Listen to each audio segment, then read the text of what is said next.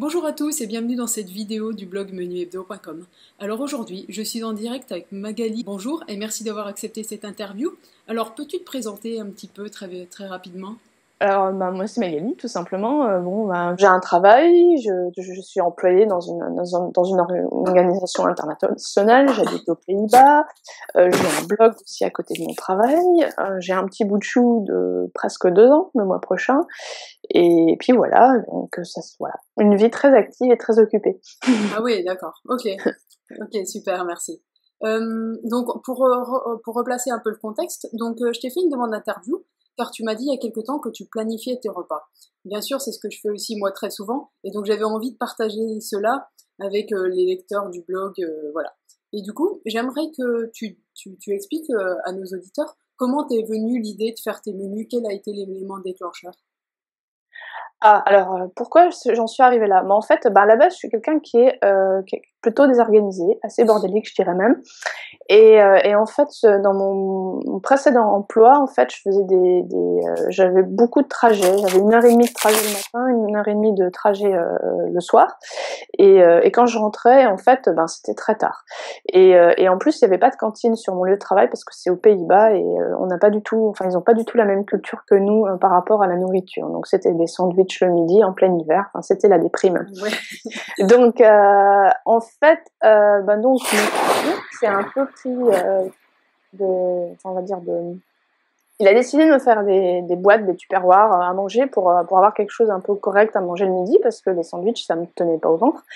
Et en fait, c'est lui qui a commencé tout simplement à planifier, enfin, à se faire une liste de courses pour pouvoir, en fait, faire tout simplement les menus pour avoir les ingrédients nécessaires pour pouvoir faire ces fameuses boîtes de tupperware. Voilà, donc c'est un peu le début de l'histoire. Et puis au final, au début, on habitait vraiment en face du supermarché. C'était vraiment en face, il suffit juste de traverser la rue. Donc on n'avait pas trop de, de problèmes, on va dire, d'approvisionnement. Mais on a déménagé. Et là, le supermarché, il est un peu plus loin. Donc faut aussi dire un truc, c'est qu'on déteste l'un comme l'autre perdre du temps à faire les courses. C'est comme tout le monde d'ailleurs. Il y a des gens qui aiment bien faire des expéditions au supermarché. On ne fait pas partie de ces groupes-là. Donc, moi, je veux dire, le moins de temps je passe au supermarché, le mieux je me porte. Donc, au final, pour éviter les allers-retours inutiles et vraiment, voilà, de ne pas perdre notre temps bêtement à des trucs qu'on n'aime pas faire, on en arrivait à la planification des repas. Et en fait, au début, mon compagnon n'était pas trop.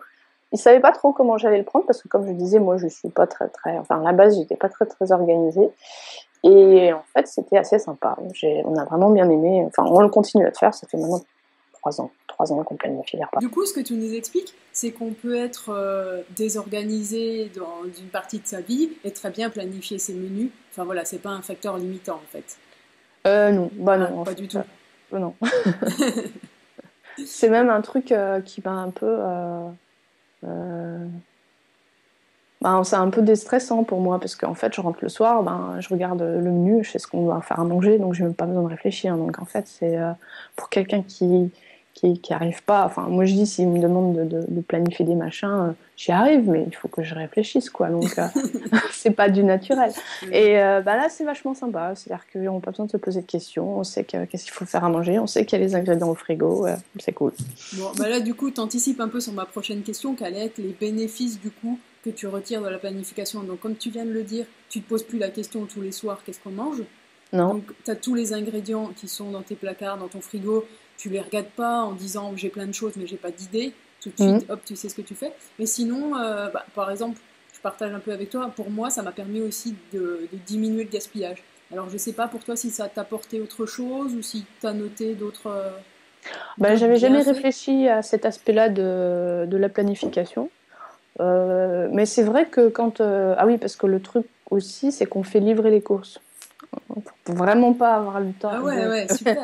Non, Parce qu'en fait, le système de drive, c'est pas très répandu ici aux Pays-Bas. Et d'accord. par contre, il y a un système de livraison à la maison. Et donc, et c'est vrai que quand c'est le jour de livraison, qui est en général le mercredi, donc ce matin, voilà, enfin, euh, et il y a le livreur qui est passé, et le frigo est globalement très vide. Donc ça rejoint un peu ce que tu disais, c'est qu'on n'a pas trop de gâchis non plus. Voilà. Ouais, c'est vrai que moi c'est pareil. Des fois j'ouvre le frigo. Bon, moi c'est le samedi que je vais en course, mais le vendredi soir j'ouvre et je me dis, il y a rien. Et en fait je regarde, j'ai juste ce qu'il faut pour faire mon repas du vendredi soir. Et ça tombe bien puisque le lendemain c'est course. Mais je dirais qu'au début ça a été un peu pour moi une peur en disant, oula, il n'y a plus rien. Mais après ça a été plus un bénéfice en disant, bah très bien, j'ai rien à jeter ou j'ai rien. Enfin, sinon moi j'utilisais ces ingrédients-là pour mes menus de la semaine d'après. Je les mettais au menu Mm. comme ça je les utilisais. Mais ok, c'est super. Mais bon, à part ça, il y a toujours des trucs au congèle, des pâtes, des machins qui traînent dans les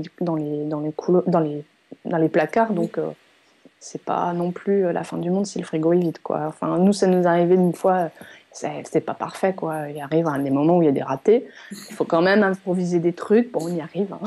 Oui, non, mais c'est sûr. Ouais, moi aussi, j'ai quelques petits repas comme ça à faire sous le pouce au cas où voilà, la semaine elle se passe pas comme je veux, j'ai pas trop le temps ou j'ai peut-être pas trop l'envie. Voilà, j'ai des petits repas aussi. Mm. Euh, Maintenant, je voulais te demander, donc aujourd'hui, voilà, tu planifies tes repas, t'en es super contente, mais t'as dû rencontrer des difficultés au début et même peut-être que tu en rencontres maintenant. Je sais pas si tu te souviens parce que ça fait un petit moment, mais Mm. Ouais, bah, au tout début, c'était qu'est-ce qu'on va manger. Donc, c'est avoir. Parce qu'en fait, quand on fait les repas, ce que je me suis rendu compte, c'est qu'on a rarement les idées au moment où on devrait les avoir. On est en train de vouloir faire le planning des repas pour la semaine, et là, je dis, bon, bah, qu'est-ce qu'on va manger? Et je sais pas, le matin, enfin, la veille, sous la douche, je me dis, ah, j'aimerais bien manger ça. Puis, c'est passé, après quoi. t'oublies. Ou Ouais. alors, je sais pas, en train d'amener le petit à la crèche et de dire, waouh, ça fait hyper longtemps qu'on n'a pas mangé un couscous. Et puis ça passe, quoi. Ouais. Voilà. Donc en fait, c'était la feuille blanche, en fait. C'était mince, qu'est-ce qu'on va bien pouvoir manger et aussi la peur de tout le temps manger la même chose. Euh, et au final, on s'est rendu compte que ben, en fait, on avait des recettes qu'on aimait bien, donc elles revenaient plus souvent que les autres. Et il y a des recettes qu'on a essayées que ça marchait pas parce que en fait, ça s'y prêtait pas. Parce que la planification des repas, elle nous aide surtout le soir, en fait. Parce que quand on a un petit à s'occuper, il faut lui faire le bain et tout. Il faut pas passer 2 heures en cuisine, quoi. Oui. Donc, faut que ça soit assez efficace. Et bah, il y a des recettes qui marchaient pas le soir parce que c'était trop long à la cuisson ou enfin, des trucs comme ça. Donc, bah, c'est pas grave, on les dégage. Et puis, ben, c'est comme ça qu'au final, au fur et à mesure, on se constitue une petite. Enfin, moi, je sais pas comment toi tu fonctionnes, mais nous, on a une petite liste. Enfin, elle est vraiment, c'est une liste hein, de Ouais. suggestions de menus, en fait. Enfin, de suggestions de plats, parce que c'est pas vraiment des menus qu'on fait, c'est plus des plats. Et on pioche dans cette liste pour nous aider au moment où on fait le planning des repas à remplir les cases, c'est tout en fait. Mais ça, c'est un Ouais. truc qui est venu avec le temps en fait. C'était Ah oui, bien sûr. voilà les recettes préférées quoi en fait. Mm. D'accord. Ouais, bah, moi aussi je fonctionne comme ça. J'ai 450 recettes dans mon carnet de recettes. Je les range moi par saison et par type de plat, entrée, plat, dessert. Donc là, par exemple, on est au printemps. Je tape printemps, j'ai ma liste de recettes de printemps, printemps midi, comme ça j'arrive à hop, et puis je fais mes menus comme ça. Mais c'est sûr que, voilà, moi ça fait 5-6 ans que je fais mes menus aussi, mais je vois très bien de quoi tu parles parce que je me rappelle de ça. Ouais, puis bon, au détour des découvertes, on tombe sur une nouvelle recette qui fait son apparition dans le panthéon des recettes préférées. Et donc, Oui, du coup, bah, ça va être à l'affiche pendant quelques semaines. ouais, Et puis ouais, peut-être qu'elle va redescendre, on ne sait pas quoi. Mais bon, ouais, voilà, c'est dynamique. C'est pas figé, c'est pas comme les menus à la cantine où on a un roulement sur 3 mois et puis on se retrouve à tout le temps manger la même chose, quoi. Enfin, les cantines scolaires, c'est le souvenir que j'en ai, quoi. Voilà. L'avant-dernière question que j'ai envie de te poser, pour les gens qui nous écoutent et qui nous voient et qui se disent oh là là, mais moi je cuisine pas, les menus c'est pas pour moi, de toute façon moi j'aime pas trop cuisiner, j'aime pas trop la cuisine. Euh, enfin, moi je sais que la cuisine j'aime un petit peu, mais c'est pas non plus ma passion parce que je préfère faire autre chose. Et toi, enfin, comment tu te situes là-dedans? Alors je distinguerais, moi on aime tous les deux, hein, donc en fait le fait aussi de planifier les repas, c'est un truc que tu m'as demandé, c'est quoi les bénéfices, c'est que il y a plus quelqu'un qui est attribué à la confection des repas. Ça c'est un grand changement aussi, c'est-à-dire Oui, que c'est pas chérie, qu'est-ce qu'on mange ce soir. Euh, et je dois dire que comme mon compagnon il aime beaucoup cuisiner, c'est quasiment lui qui est en charge de toute la gestion repas parce qu'il aime bien. ouais, bah, tant mieux, tant mieux. Voilà, donc c'est cool. Et puis bon, moi, si je sais que je suis rentre un peu plus tôt, ou alors il est pris, il peut pas faire, et ben je sais ce que je dois faire, j'ai qu'à regarder au planning des repas et je peux préparer. Et alors c'est là où j'arrive sur les menus, enfin la cuisine, du fait qu'on a un petit garçon, etc., et qu'on ne veut pas passer 3 heures en cuisine tous les soirs. Ben, le soir, il faut que ça aille hyper vite. Et donc moi j'appelle ça, ouais, enfin c'est la cuisine, c'est pas de la cuisine rapide dans le sens où c'est pas bon, mais c'est basique quoi. Ça va être je sais pas moi, une soupe agrémentée, peut-être une salade un peu composée avec plein de choses dedans, un truc qui va vite à cuire, je sais pas moi, des escalopes de dinde avec faire revenir des légumes dans une poêle. Enfin, c'est jamais très élaboré et puis ça va assez vite à faire. Donc là, même si on n'aime pas faire la cuisine, ça va pas chercher loin, quoi.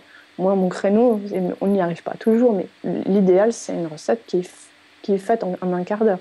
Alors qu'on commence à la préparer, une fois qu'elle passe en cuisson, bam, un quart d'heure.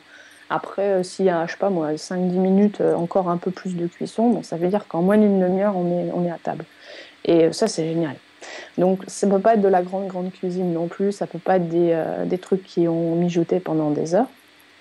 Et puis, ben, ça, on se les garde pour le week-end, parce qu'on aime bien cuisiner aussi, quoi. Donc, mais pas tous les week-ends non plus.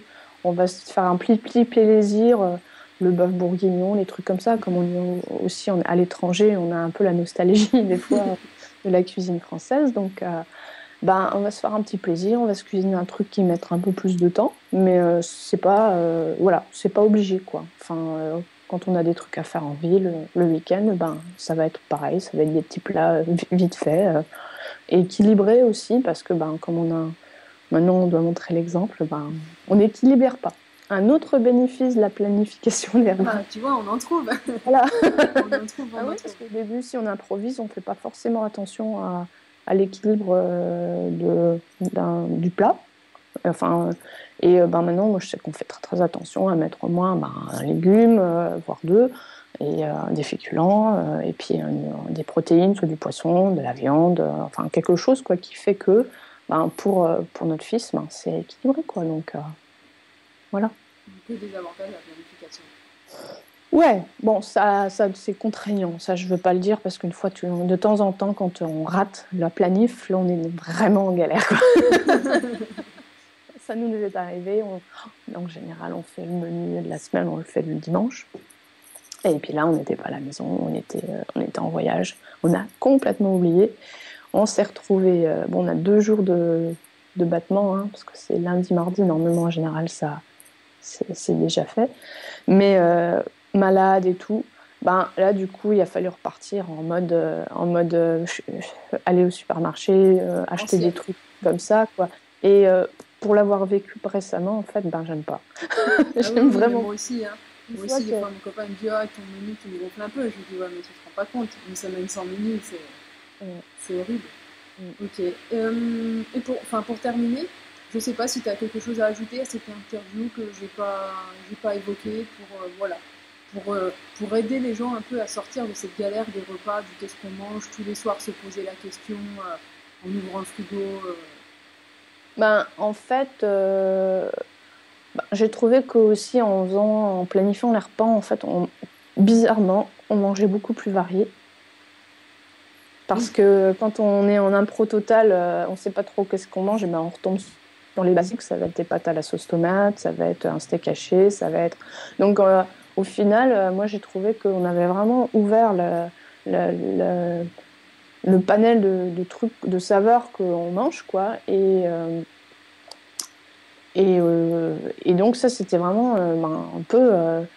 Moi, je trouve ça cool de pouvoir dire. Ah bah tiens, et j'ai trouvé une recette sympa, je vais l'essayer bientôt, quoi. Plutôt que de lire un truc dans un magazine à dire ah ouais, ça a l'air sympa, et puis ça passe et on oublie, quoi. Et puis on y retourne on retourne aux recettes qu'on mange tout le temps ou aux trucs qu'on sait pas quoi faire le soir. Et quand arrive le moment de cuisiner, mince, qu'est-ce que je vais faire et puis quand c'est la soupe à la grimace, oh non, encore des brocolis, j'en ai déjà eu la semaine dernière. Enfin voilà quoi. Au final, c'est voilà. Pour moi, c'est une source de moins de stress, je trouve. Aussi. Ouais, mais moi aussi, c'est ce que je prône et c'est ce que je prône. Et j'ai oublié de te poser une question d'ailleurs. Juste Ouais. sur donc le fond, on l'a vu, juste sur la forme, comment tu fais tes menus? Est-ce que tu utilises un outil internet? Est-ce que tu as feuille blanche, Excel, Ah ouais, alors autant je suis dans ma vie une geekette, j'ai tout qui papier? est connecté. J'ai mon iPhone qui est connecté à mon Mac, qui est connecté à Internet, qui est connecté partout. Autant les menus, c'est papier-crayon.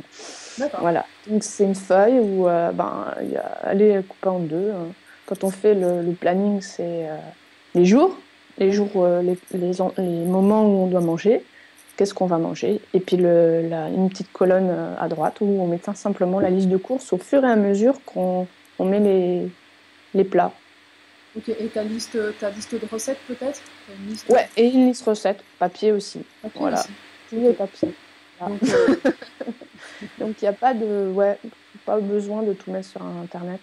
Et ça marche bien parce que en fait, ça c'est un truc qu'on peut improviser sur un coin de table quand il y a le petit qui court un peu partout ou qui est juste avant de manger le soir ou bien enfin, ça se fait assez bien parce qu'il n'aime pas. Il n'aime pas quand on est auprès de l'ordinateur. Enfin si, il aime bien, il aimerait bien venir voir ce qu'on fait, il veut bricoler l'ordinateur. Donc c'est un peu, on profite des temps un peu plus calmes, un peu où on fait pas vraiment quelque chose et on profite de ça. Je sais pas moi, combien de temps, parce que c'est souvent mon compagnon qui le fait, moi je le fais aussi de temps en temps, on va dire en 20 minutes.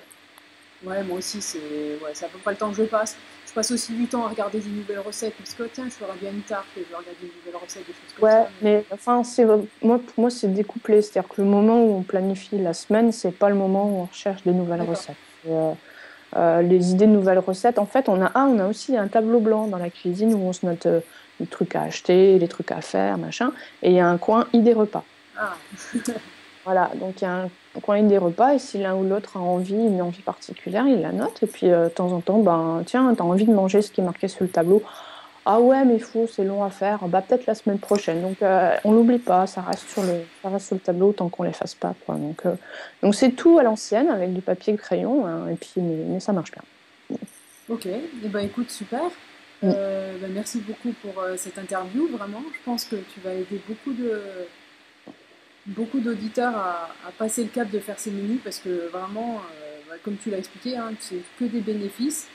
Ouais, mais puis en plus, enfin on peut pas, je veux dire, pour arriver à ce système-là, ben, ça m'a pris ouais 2 ans et demi, 3 ans, quoi. Et on est tout le temps en train pas de l'améliorer, si. Enfin, je me dis pas mon système de planification, je pense pas à ça comme ça, quoi. Ouais.